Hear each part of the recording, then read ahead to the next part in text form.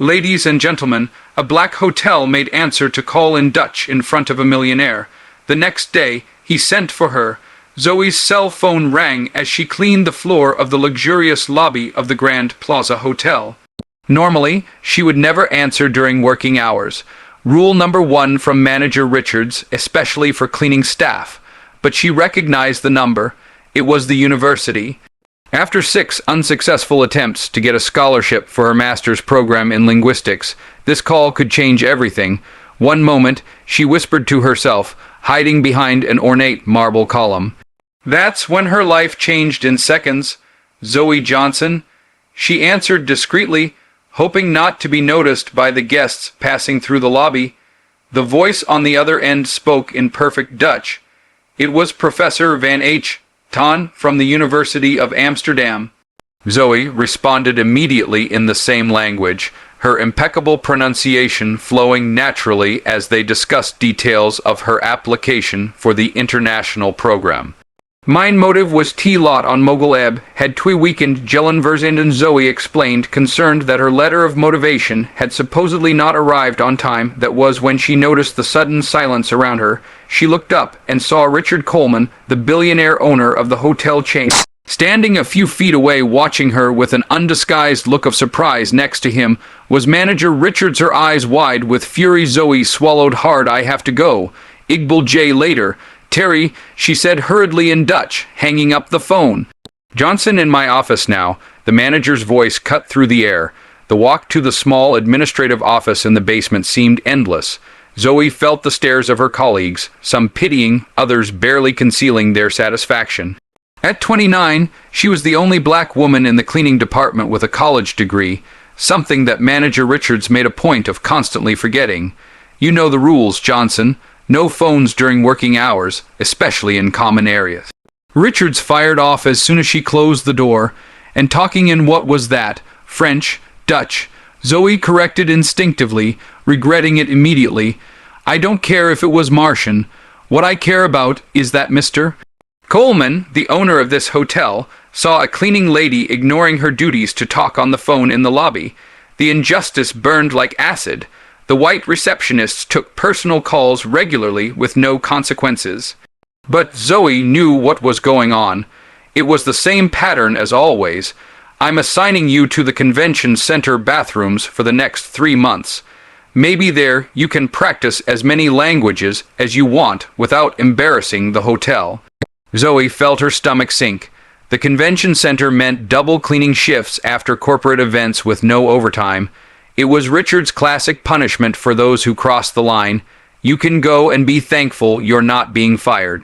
That night was one of the longest.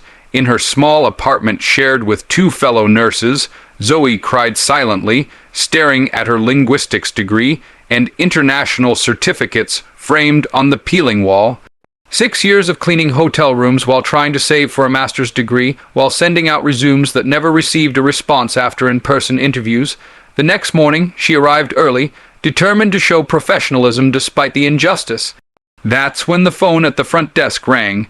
Zoe Johnson called Jennifer, the head receptionist. Human Resources wants you right away. The HR department was on the top floor next to the executive offices.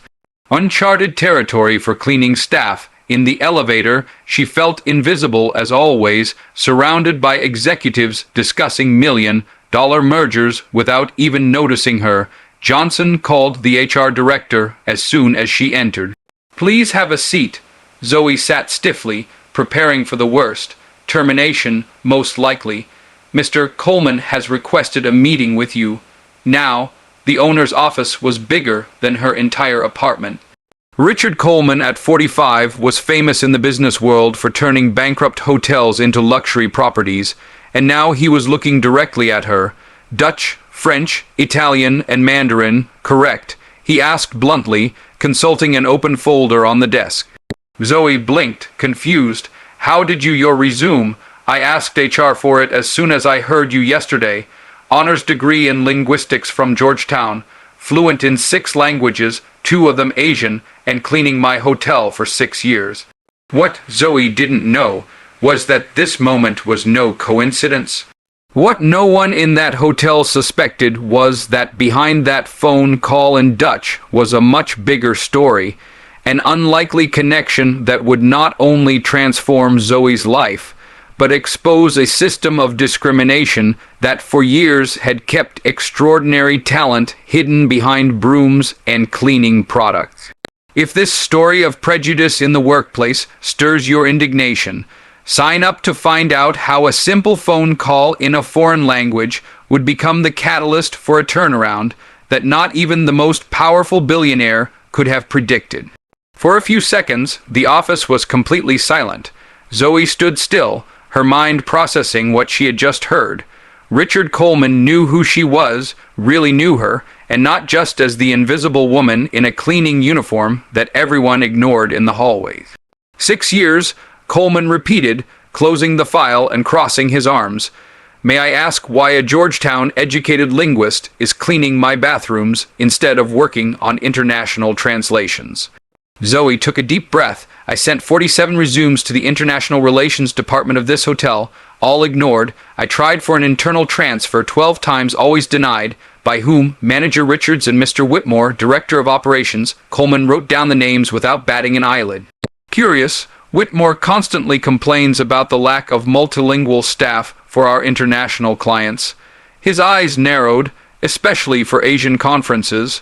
What Coleman didn't say was that he had noticed a disturbing pattern. 3 months earlier, he had hired a consulting firm to discreetly investigate why his East Coast hotels had alarming turnover rates among qualified non-white employees. Zoe, I'll be blunt. Tomorrow, a trade conference with Dutch and Chinese business executives begins. I need someone who speaks both languages fluently and understands cultural nuances. And you want me to clean their rooms? Zoe asked, unable to hide her sarcasm. Coleman smiled briefly. I want you to be our international relations coordinator for the event temporarily. Salary $50,000 a week starting today. Zoe almost dropped her purse. It was more than she earned in 3 months. Why me? There are hundreds of qualified candidates, because I heard you speaking Dutch like a native, because you have the qualifications I need, and because I suspect there's something very wrong going on in my company.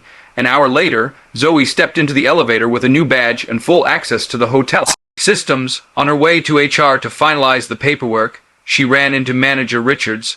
The shock on the woman's face was priceless. Johnson, what are you doing on this floor without a uniform working? MS Richards, International Relations Coordinator, at the direct request of Mr. Coleman. Richard visibly palled. Impossible.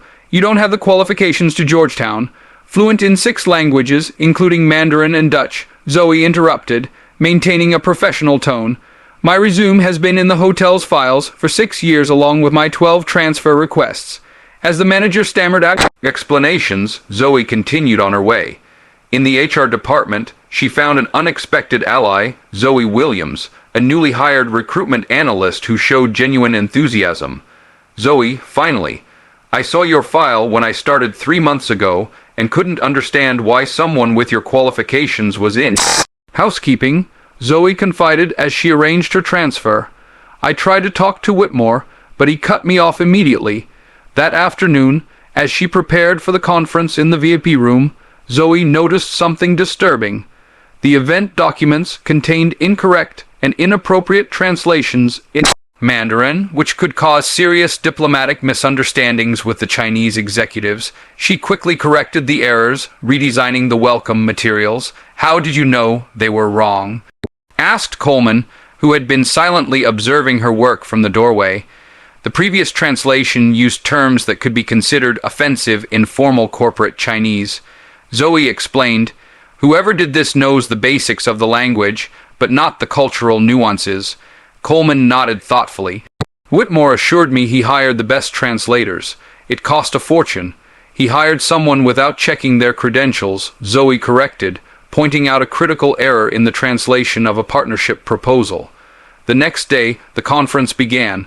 Zoe glided among the international business executives with natural elegance, switching effortlessly between Dutch and Mandarin, mediating conversations and facilitating connections that would normally take days to establish. During a break, she was approached by Whitmore, the director of operations, a man who had never deigned to speak to her in 6 years. His smile didn't reach his eyes. "Miss Johnson, I'm impressed. Richards clearly misjudged your potential. Thank you, Mr. Whitmore. It's impressive how my resume listing fluency in Mandarin was overlooked, especially when the hotel spent $50,000 on inadequate translation services." This conference, Whitmore's smile froze. "There must be some misunderstanding. I received confirmation of receipt of every email over the last 6 years." Zoe interrupted calmly, "including those alerting you to critical errors in the translations contracted for Asian events." What Zoe didn't mention was that Zoe had given her access to the translation contract records. The company belonged to Whitmore's niece, who had no proven experience in formal Mandarin, but charged expert rates. Worse, all previous translations contained similar errors that could have cost millions in lost business. On the third day of the conference, something unexpected happened. One of the Dutch businessmen recognized Zoe. "Wait, aren't you the student who wrote that brilliant article on linguistic variation in international business, published in the Journal of Applied Linguistics?" Zoe confirmed. Surprised to be recognized, "I've cited your work at 2 conferences," the man exclaimed, calling colleagues over to meet her. Coleman watched from afar, noticing how Whitmore seemed increasingly uncomfortable. What the director didn't realize was that while he smiled and talked, Zoe was weaving a web that would reveal not just isolated mistakes, but an entire system of institutionalized discrimination and corruption that had kept talents like hers suppressed, while inflated contracts were directed to unqualified people. What no one at the Grand Plaza Hotel realized was that the black cleaning lady who answered a call in Dutch wasn't there by accident. Behind that seemingly simple department transfer, a plan was unfolding that would not only change Zoe's life, but expose a system of discrimination that affected dozens of employees. The question was no longer whether she could prove what had happened, but how devastating the truth would be when it came to light. On the morning of the 4th day of the conference, the Grand Plaza Hotel was buzzing with energy. Zoe's initiative had generated preliminary contracts that exceeded all expectations. As she walked through the lobby, she noticed something disturbing. Whitmore was leading a young woman, clearly nervous, to the executive elevators. "Miss Whitmore, your Mandarin translation is adequate," he said in a controlled tone. "There's no need for concern." Zoe recognized the last name immediately. The young woman was carrying a folder marked Final Translation, Master Contract. A quick glance as she passed confirmed her suspicions. The same critical errors from before persisted in the text. "Mr. Coleman needs to see this," Zoe thought, hurrying to the CEO office. Coleman was reviewing documents when she entered. Unannounced, "Zoe, what's going on?" "Whitmore is replacing my correct translations with flawed versions done by her niece," Zoe explained, showing him screenshots on her phone. "And I have proof that this has been going on for years." Coleman stood up abruptly. "Are you absolutely sure?" "I have everything documented. What's more, I found records of inflated payments to her translation company, 3 times above market rate, while qualified candidates like me were systematically rejected." As they spoke, Zoe from HR rushed in. "Mr. Coleman, sorry to interrupt, but I found something you need to see right away," she said, handing him a folder. "Hiring records for the last 5 years. Consistent pattern of rejecting qualified non-white candidates, especially women." Coleman flipped through the documents, his face hardening with each page. The outside investigation had detected something, but this is systematic. At that moment, Whitmore entered the office without knocking, interrupting the conversation. "Richard, the Dutch are ready to sign, but they're asking about some inconsistencies in the translations. Johnson must have mixed something up." The silence that followed was icy. Coleman walked slowly to the door and closed it. "Thomas, I'm seeing payment records for $50,000 for incompetent translations while we have qualified employees cleaning bathrooms," Coleman said, her voice dangerously calm. "Any explanation?" Whitmore paled visibly. "I don't know what you're talking about." "We hire the best." Her niece Thomas Coleman interrupted with zero experience in formal Mandarin. "She has a certification fake." Zoe finished, placing a printed email on the table. I just confirmed with Peking University they never certified Ashley Whitmore. Whitmore shot Zoe a look of pure hatred. You're nobody, a cleaning lady who thinks she can play with the big boys. PhD in applied linguistics from Georgetown, Zoe corrected calmly. With 6 international publications, all in the HR files, you've lost repeatedly. Thomas Coleman interjected.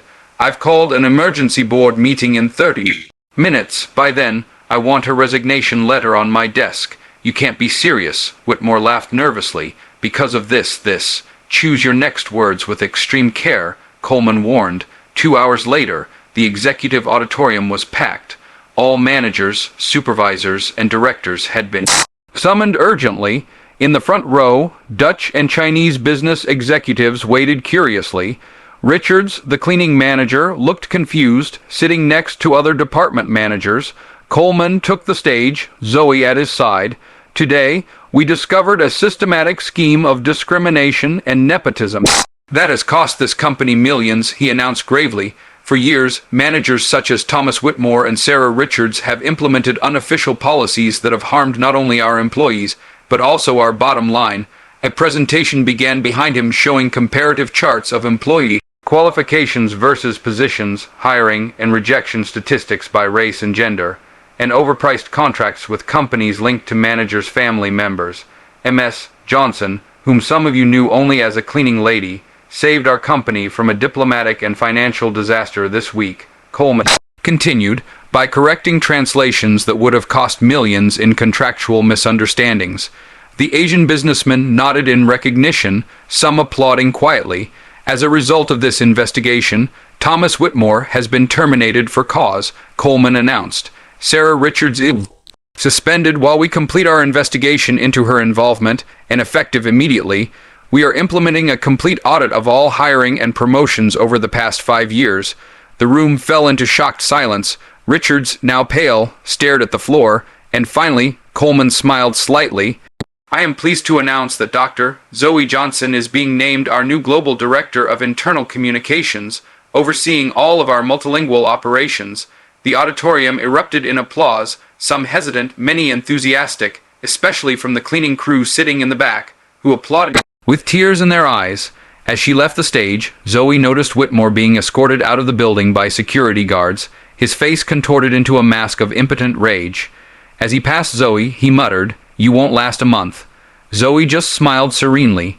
In the pocket of her newly acquired blazer was a recording device, the same one that had captured every threat and racist comment Whitmore had whispered over the past few days as he desperately tried to cover up his scheme. That night, in her new office overlooking the city, Zoe finally allowed herself to cry. They weren't tears of sadness, but of deep catharsis. 6 years of cleaning hallways while her potential was denied. 6 years of your resume must have gotten lost, and maybe you're not a good cultural fit. She picked up the phone and called her mother, who had sacrificed everything to pay for her education. I did it. Mom, she said simply, her voice breaking. What no one at the Grand Plaza Hotel could have predicted that day was that the real transformation was just beginning. While some executives were still digesting the shock of seeing old privileges crumble, others were already realizing the inevitable truth. True talent, when finally unleashed, not only corrects past injustices, but completely redefines the future. The fall of Whitmore and his discriminatory scheme was only the first chapter in a complete overhaul that would shake the foundations not only of that hotel, but of the entire American hotel industry. And it all started with a simple phone call in Dutch. 6 months had passed since that fateful day when Zoe answered a call in Dutch in the lobby of the Grand Plaza Hotel. What had once been an isolated case of personal justice had turned into a silent revolution in the American hotel industry. Zoe's office on the 32nd floor now overlooked all of Manhattan. A discreet plaque on the oak door read, Dr. Zoe Johnson, Vice President of Diversity and International Relations. The salary was 5 figures monthly, not annual, but the real power lay beyond the title or financial compensation. Restructuring committee assembled and waiting. Dr. Johnson announced Zoe, now her executive assistant and close friend. All regional managers are on the conference call. Zoe nodded, taking a deep breath before entering the conference room where Richard Coleman and the board of directors were waiting for her. It was the day of the final presentation of the Invisible Talents program, a personal initiative Zoe had developed to identify and promote qualified employees who were systematically overlooked throughout the hotel chain. The results of the pilot program have exceeded all of our expectations. Zoe began, presenting the numbers on the screen. In just 6 months, we identified 147 employees with skills in languages, finance, management, and technology who were in roles well below their capabilities, 83% of them Black, Latino, or from other minority groups. Coleman nodded approvingly. The program had been his first demand when accepting the promotion, not just fixing his individual situation, but changing the entire system. Most impressive, Zoe continued, is the financial impact. Outsource translation costs are down 78%. International customer satisfaction is up 42%, and our diversity ratings are now at the top of the industry. All this while providing real opportunities to people who are already on our payroll. Across the country, Sarah Richards watched the conference broadcast from a small hotel in California. After an extensive investigation, she had escaped termination by accepting a demotion and transfer. Now she managed the laundry at a second-rate property, a daily humiliation for someone who had once rejected talent based on prejudice. The next expansion of the program will include an internal mentoring system, Zoe explained. Each promoted talent commits to identifying and supporting other employees with potential. Thomas Whitmore was not attending the conference. After his dismissal, no luxury hotel would hire him. Allegations of systematic discrimination and embezzlement had permanently tarnished his name in the industry. Rumor had it that he was now working as a night manager at a roadside motel in Arizona. His niece, Ashley, had had to return all her inflated payments, complete a professional ethics program, and was now studying Mandarin, ironically, with a scholarship created by the Coleman Foundation for Inclusive Language Education. In closing, Zoe said, turning directly to the camera that broadcast to all properties in the chain, "I want to share something personal." She paused, letting the silence fill the room. "When I was little, my mother worked as a maid in a hotel like this one. She had a college degree, but she never got a job in her field. She always told me, 'Zoe, no matter how much they try to make you feel invisible, your worth is not dependent on their recognition.'" Zoe took a deep breath, maintaining her composure. "My mother passed away believing that some doors would never open for people like us. She never lived to see this moment, to see that her sacrifice was worth it." Across the room, several executives, many newly promoted through the program, wiped away tears discreetly. The true power of a company isn't how much it makes, but the potential it unleashes.